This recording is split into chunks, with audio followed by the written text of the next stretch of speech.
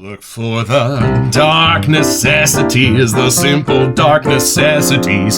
Hey, y'all, come on in. You're here on a great day. There's a brand new soap out that is making shockwaves through the community from First Line Shave. And a gift from Josue from New Jersey. It's a beautiful morning with the Barbershop Duet. Hi, I'm Marcus Klinger with Klinger Vocal Studio. And I'm Sarah Vincent with Sarah Vincent Virtual Pilates. But on Wednesdays and Saturdays, we are the Barbershop Duet. Hey, y'all, come on in. Thank you for finding our little barbershop. If you happen to be here during one of the live premieres, come on in the live chat and meet the Whiff Pack. Won't you? A cool group of friends from all over the world hanging out. They'd love to meet you, too. They would. And for our mention today, we wanted to continue on talking about our blade collection. Y'all, there are 8 different brands of razor blades that we keep here at the barbershop, and this is one of them. These are the Gillette Necessities. They're beautiful, they're sharp, they're smooth, they're strong, and they're purple. And I think that makes a difference. These are from the St. Petersburg factory, but I think you can still get them. And what is our soap today? Our soap today, it was so sweet of Josue to send this over. It has made shockwaves through the community, and I am so glad we got it because everywhere I look, it's sold out. Y'all, our phones started going off like crazy when folks got their noses on this, and they were set to do not disturb. We're not sure how they pulled that off, but y'all, let's meet the soap.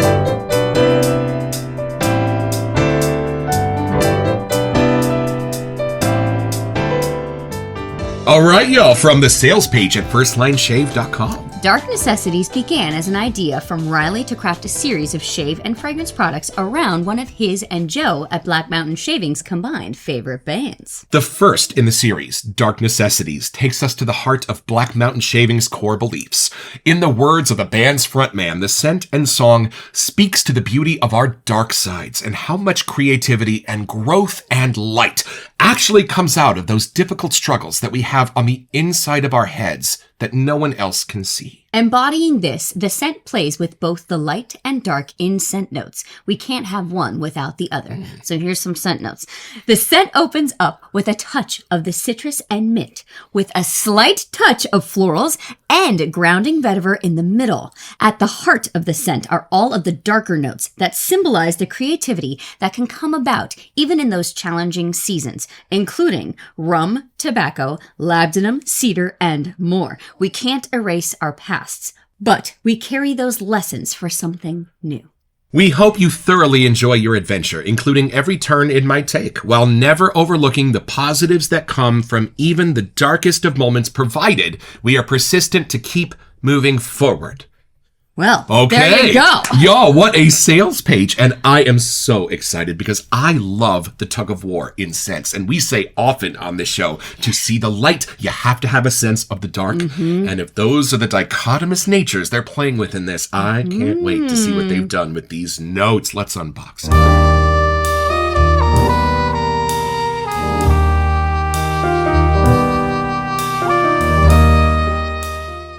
This is a heavy box, you guys. What you guys do? Thank you so much, Josue, for believing in our little show and sending us out this package to review. What is it? They got us 3. What? Yo, we got an email not long ago from First Line Shave that Josue had sent out a package of 3 sets for us to review. Buddy, you know how to put permanent smiles on our faces. We don't know what we did to deserve this, but thank you so much because not only is it Dark Necessities, it's James and Vivian, and they may be on their own episode day, so we'll wait. Let's see. We might discover some of those as we open these up. Which ones are these?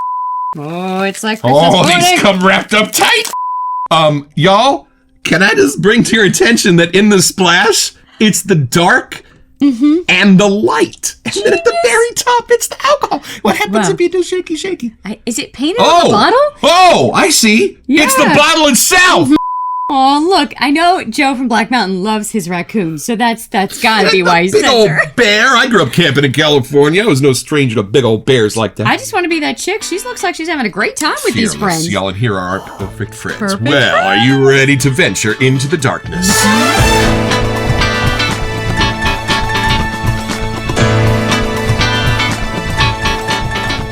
Look, it's like a graffiti font. I know, it's like dripping, right?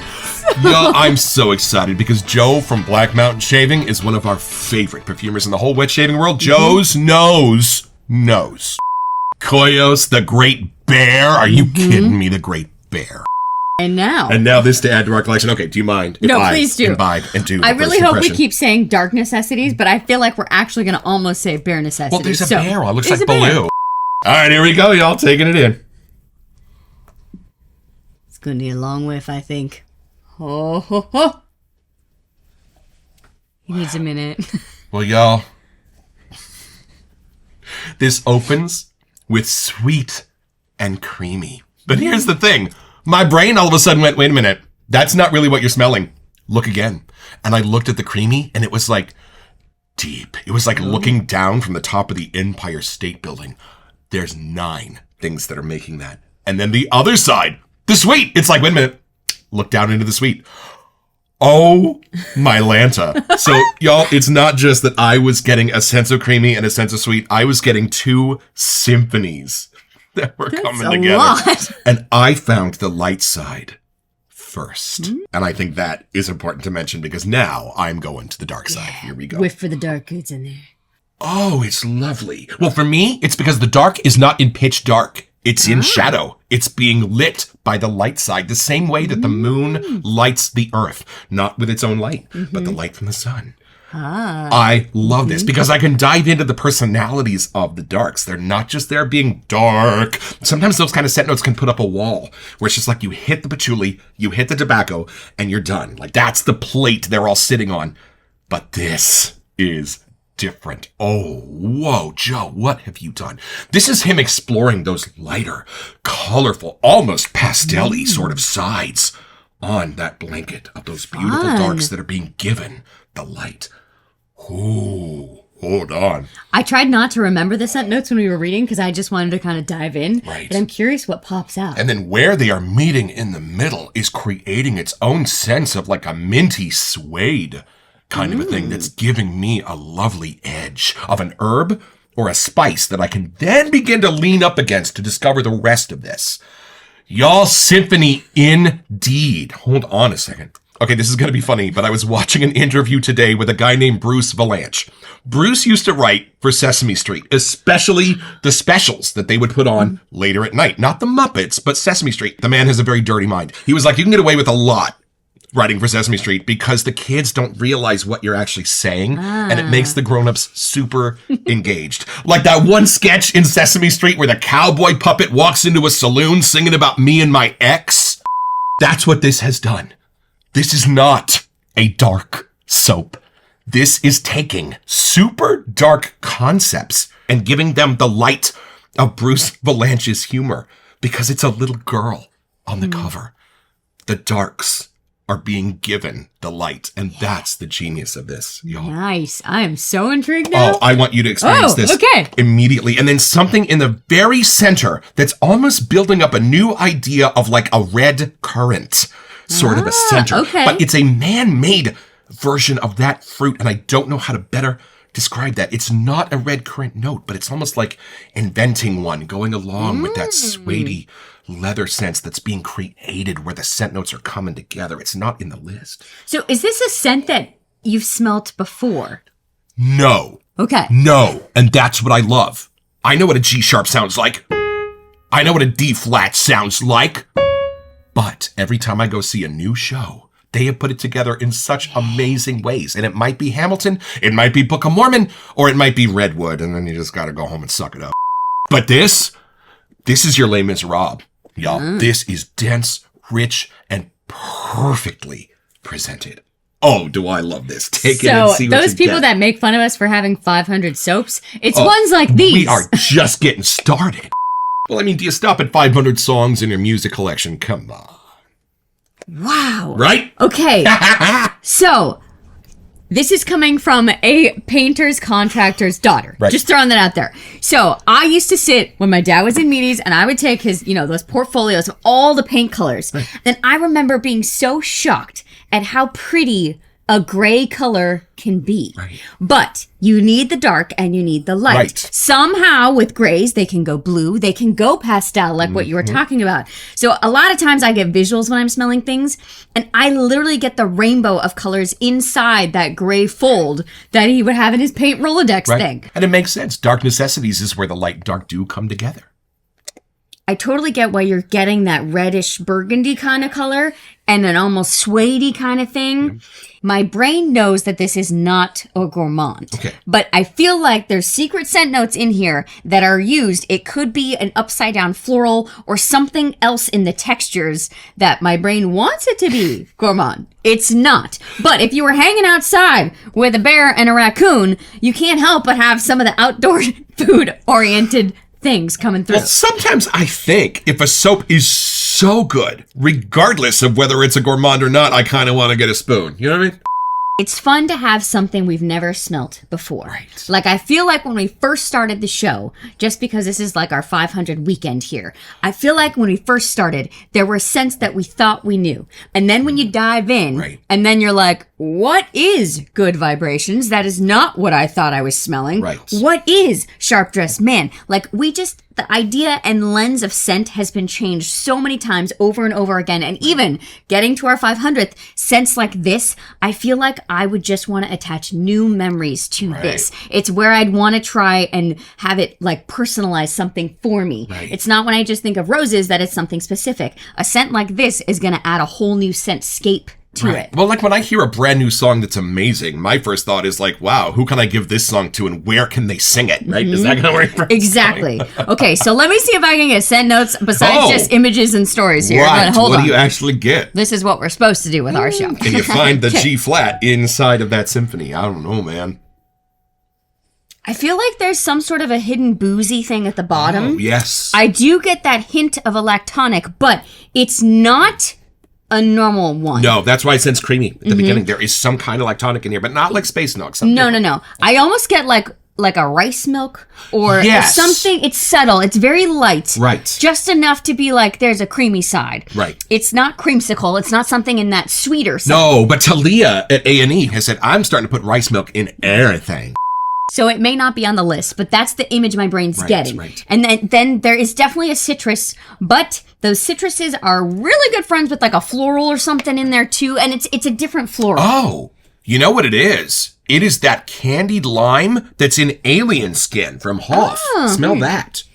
Yeah, it's funny, but those I can't. It's hard to pull out scent notes. Right. I think I can just get scent connections. There's like little snippets of things that are clicking together. Right. I have a feeling once we read this and lather and get to the splash, we're just gonna have a whole new lesson here. Well, you don't have to say the L word more than once around here. Y'all, this is my AKA custom bowl that I watched Gardner turn on Instagram. It was awesome. This is to commemorate a old shopping trip I once went on with my mama when I was about 10 years old. And it comes with a custom brush to match. They were designed to be an homage to a couple of pair of Converse that I had. They so kind this of almost match looks like the seal. graffiti kind of colors. Oh, Somehow you must have right. known. There's red and there's purples and blues going on. Indeed. So I am going to push the soap into the ridges of this custom bowl. And the idea is to make a smooth surface like you were trying to grind chewing gum into carpet so your grandmother wouldn't notice. That way your brush ain't going to pull up any chunks, if you know what I mean. Chunks are sort of the enemy of the wet shading. Like cavity creepers are to crest. Oh. Oh. Already? Oh. Like the Fuller Brush Man. Uninvited and unannounced. Do you smell the mint that's coming off that wet soap? Holy crap, it's a spearmint and it's a green one. Wow. Whoa. That's fun. That's the spearmint that I find in Green Irish Tweed, specifically in Sterling's version Sharp Dress Man. It's an interesting way to use a green note. Right. It's masterful geniusness in there. Y'all, and then I'm going to start with a dry brush, but it's going to pick up some of that water that I just sprayed on the soap, even though most of the water is hanging out there at the bottom of the bowl. And it's going to help bring a responsible amount of soap into those bristles, and at a certain point, it's going to stop, because all of those bristles have gotten all the soap on them. Well, you know what you do now? Turn the brush about 25%. A brand new orientation of those bristles is going to come with the soap, and look, a bunch of it starts leaving again. Love that. And then one more brush turn is going to bring the rest of that up onto the soap.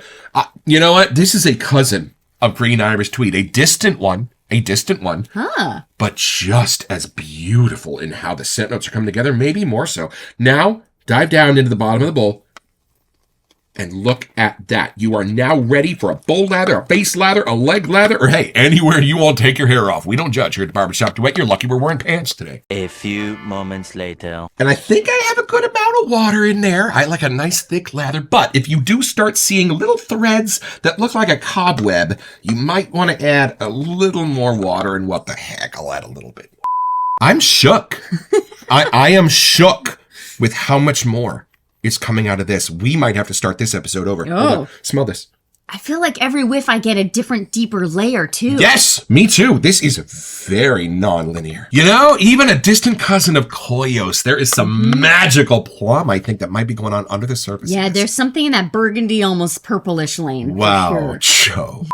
And this is something you will only find here in the Barbershop Duet. This is the Luke Skywalker or Darth Vader whiff on 3, 1, 2. Whoa. Oh, y'all, here I hear the music, but it's distant. Here, I am next to the speakers. Is there a strawberry in here? That might be the red fruit in the middle. Beautiful, charming, subtle. I think it's plum and strawberry. I think you're right. And yeah, while we do watch Sloppy Badger's new shaving videos, we love to see how the ladder coats a face. And even though we do not do shaving here in the Barbershop Duet, we realize it might be a little beneficial for you to see how this first line shave formula coats my moneymaker. Like a pretty I'm not even going paintbrush. to double dip. I'm just going to hand that over to her. Y'all, unreal. And if you can see, I got a couple of days growth here. And this is just begging for a nice sharp nasset blade to help take it off. I feel like I've just discovered like a new location I've never been, and I want to be able to go back to Right. it, you know? Oh, if Koyos was a library, where are we here with Dark Necessities? I would say like a haunted carnival, but it's a little bit too luxurious. No, there's still sunshine out, but I do feel like it's almost, maybe it's a, you know when you go to a park that has been there your whole life? Like if I go back to ones from my childhood, and sometimes they've been spray painted and life has happened to them, but they are still usable. Those swings still work. The playground, The you know, it creaks spirit when you of move. that park is still Right, there. it's still there And those are somehow. exactly the same swings you used to swing on. They have not been replaced. There wasn't any money in the budget. And y'all, I kind of hope this is what Brooks Brothers might have smelled like to go shopping in 1945 for a nice gray pinstripe suit. But I bet you we might be able to discover some secrets when you look at the scent notes. All right, y'all, back to the sales page at First Line Shave. We start with the top notes of Mandarin orange. candied mandarin orange. And then Grapefruit. just to balance it out, I don't even hardly sense a grapefruit because I'm thinking like squirt in my eye grapefruit, but this is It's different. the right citrus though. dapper, a beautiful dry grapefruit. And then, Pineapple, a little sweeter. hold on, that's the magic here. Think about those three. They each add something very different to that fruit salad. And I love that this is the least Aventus pineapple I could imagine. Which is usually, like for citruses, you would get bergamot and other ones. It's Right. nice that these are different ones that are just subtly sweet and a different angle on citrus. And I kind of think pineapple actually smells like pine and apple, but I'm weird. And then, Coriander. right. Violet, there was a purple. Mint and the juniper, that's the other part. Sneaky. No, violet. I had a violet plant in our backyard growing up. The scent is incredibly subtle, but on those hot summer days when those flower petals would start to wilt, it was one of the most beautiful purple smells you can imagine. And y'all call me crazy, but this has a purple scent to it. Let's dive into the mids. A little bit of a barbershop here with our lavender. And then vetiver and saffron. Oh. Hold on. I think Joe puts these next to each other for a reason. Think your saffron from Baccarat Rouge, right? Yeah. Then give it some green. Vetiver it up. Beautiful. And a subtle sweet addition of a geranium, a white floral with jasmine and orange blossom to be the three amigos of the florals. You can almost follow Joe's scent notes like a novel. Teakwood. They're in the mids, just to give it a little spicy wood there before we dive down into the base notes. We have rum, tobacco, cedar, labdanum, sandalwood, hedione. Oh, it's raspberry. That's the red fruit. It's not a currant, y'all. It's not strawberry. It's kind of a combination of two. It's a raspberry. And then oak moss, patchouli, musk, and amber. Okay, so when I read base notes, I'm thinking usually that those are more the darker notes to me. But as I'm reading this list in my mind, like what I'm smelling out of the tub isn't the dark side to me. It's like you picked the lighter side of rums to use somehow. And for me, I think some of these light scent notes are diving down into the dark and pulling these notes up to match. I think the tobacco, the mint, and the juniper are kind of binding I think the patchouli and the citruses are becoming friends. I think it's your unlikely bedfellows that are climbing under the covers here to make this incredible symphony. And this is weird. It doesn't have any of the notes of Koyos, but it has its rhythm. Does that make sense? I can see that. Knowing it's Joe's nose, it's almost like his thumbprint is still in there a little bit, but it's inside out and backwards, if that makes sense. And gorgeously an all-encompassing sense of clean. And I'm not sure how he's doing it because it is absolutely dark and spicy and beautiful. Whoa. Well, y'all, as the sun makes its way over the horizon and darkness begins to fall around here in San Francisco Bay Area, I think we might need to follow it down to go a little deeper.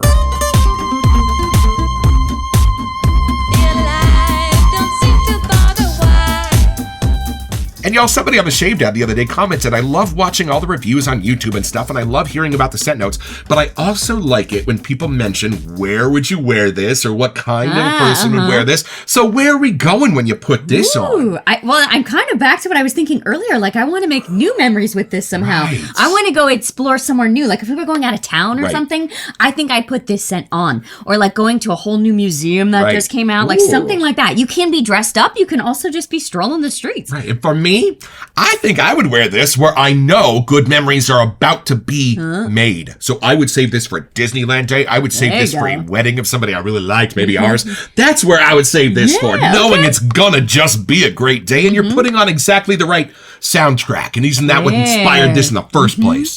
It's fun because I think there's not really like a morning, noon, night where I pick one of those. It could work with all of those, which I think some people like. When they put a frog on for the day, they want it to stay with them throughout the day. This has fun sides to it. This is the kind of guy who does his own stunts.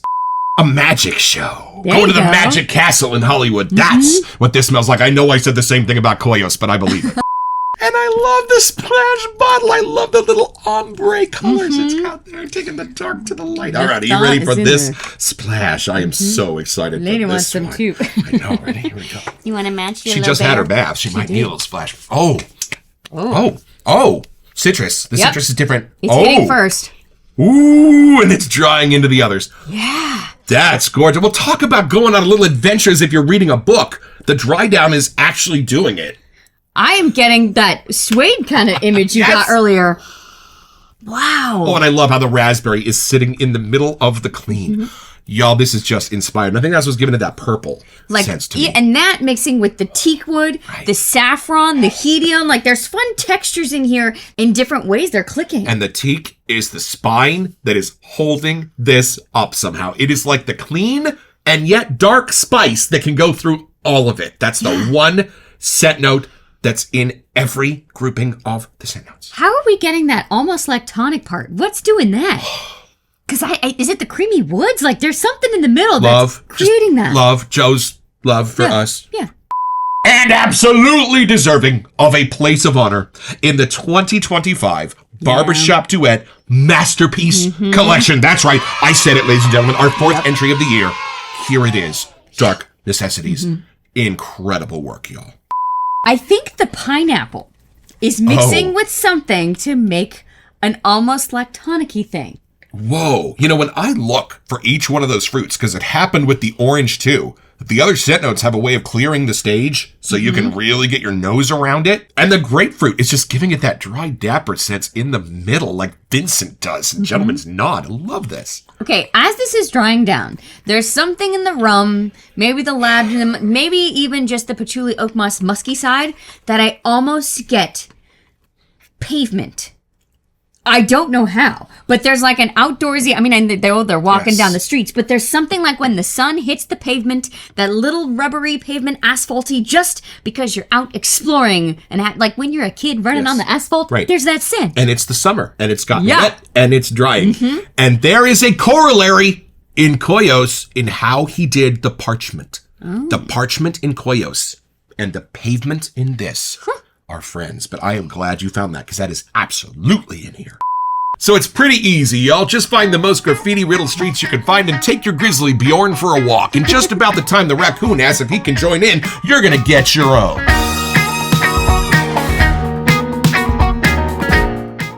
So head over to firstlineshave.com to find this and a ton of other cool stuff.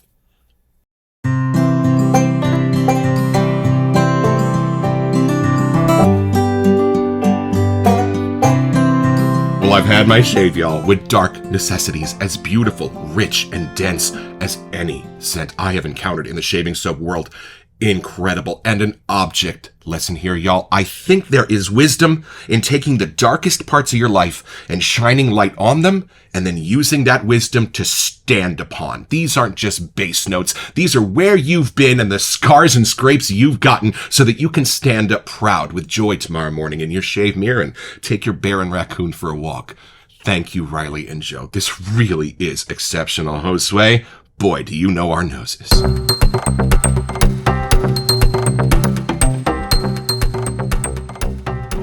Welcome to Messages. So for our March giveaway, we wanted to give you a chance to get $25 to McDuff Soap Company. Yeah, y'all, it's Canadian dollars, and all you have to do to be eligible for this giveaway is send us an email here to WeSentYou at thebarbershopduet.com. Mention Sean and McDuff's bonus if you mention Star Trek The Next Generation, and then check back here on our first April episode to see if you are our lucky winner. Best of luck. This is the kind of scent that when I take in a deep whiff, it makes me smile and swear. It's one of those ones that in the artist in us, I think strikes something. Yeah. Like there's a part to this scent world that there really is an artistry. There's sometimes at the perfumery side, it almost gets inundated with too many scents. Right. That's not happening here. Everyone's having their moment. Every whiff that you take, there's little pieces that pop up that you catch. And you know, every single one of you is an artist with something. Making food, making shaving soaps, music, dance. And when you are, and you discover the complexities in your art form, you may not really understand the other art forms, but you will be able to recognize the same levels of complexity and cleverness in another artist's creation. And Josue, thank you for always being a ray of light on our darkest days and believing in our show and sending us this. We're about to call you and tell you how great this was. And if you are in this wet shaving world, you know that you never have to go through your darkest times alone. Don't forget your next appointment with the Barbershop Duet. You'll smell better just watching this.